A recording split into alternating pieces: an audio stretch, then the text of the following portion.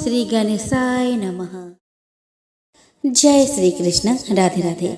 नमस्कार दोस्तों हिंदू धर्म में जितिया व्रत का विशेष महत्व है। इस दिन महिलाएं संतान प्राप्ति और उनके मंगल कामना के लिए जीवित पुत्र का व्रत रखती है।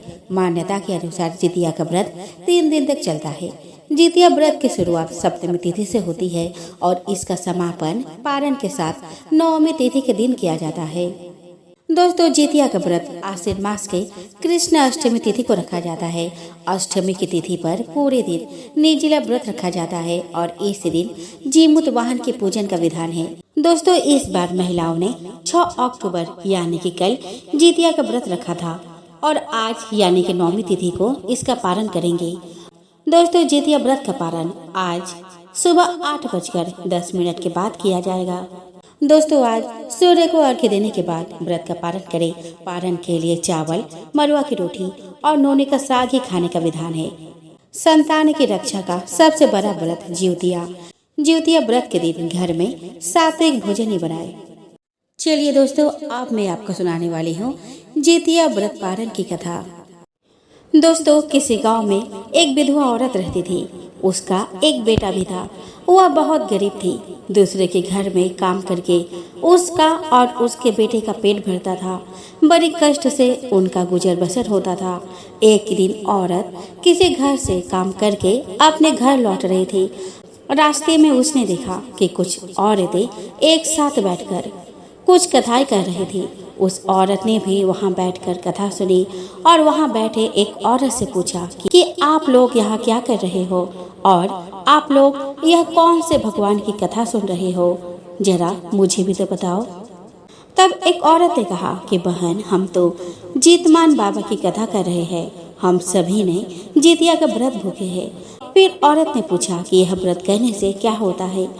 दूसरी औरत ने कहा कि पुत्र की लंबी उम्र के लिए सभी माताएं यह व्रत करती है। यह व्रत के प्रभाव से बच्चे अमर और निरोगी होते हैं। यह सुनकर वह गरीब विधवा औरत ने सोचा कि मैं भी अपने पुत्र की लंबी उम्र के लिए यह व्रत करूंगी। व्रत करने का संकल्प लेकर उस विधवा औरत ने इस व्रत की विधि पूछ ली और घर को चली गई। अगले साल जितिया का व्रत आया। उस विधवा औरत ने एक दिन पहले यानी सप्तमी को नहा धोकर खाना पकाई, खुद खाई और अपने बेटे को खिलाई। खाना खाकर वह काम करने चली गई। काम करके जो खुर्दी चावल मिला उसे रात को खाना पकाई और सुबह को जीवित वाहन भगवान, चील और सियारन और अपने पितर को चढ़ाया और बचा हुआ खाना अपने बेटे के लिए बचा कर रख लिया। दोस्तों, दूसरे दिन निर्जला व्रत भूखने के कारण वह काम करने नहीं जा सकी और काम ना कर पाने के कारण उसे उस दिन कुछ भी नहीं मिला जिसे वह सुबह को पका सके। दूसरे दिन घर में पकाने के लिए कुछ भी नहीं था।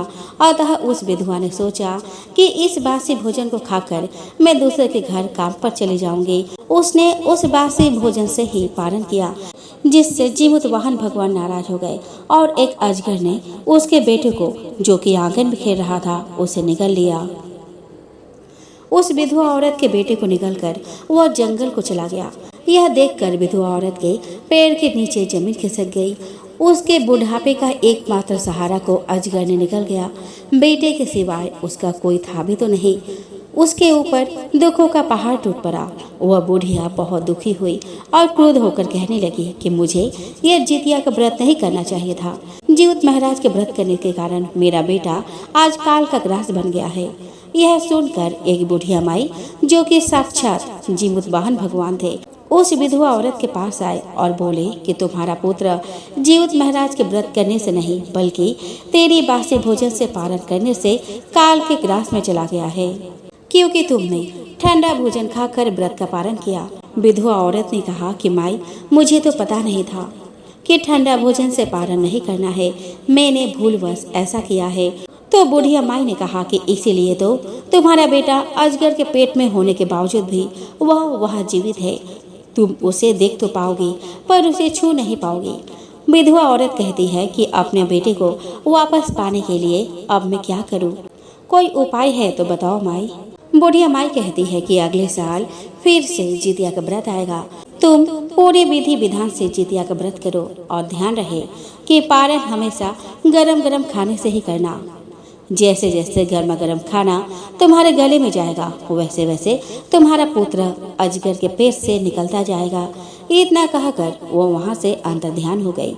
विधवा औरत रोज जंगल में जाती और अपने बेटे को निहारती और आश्विन मास आने का बड़ी बेसब्री के साथ इंतजार करती।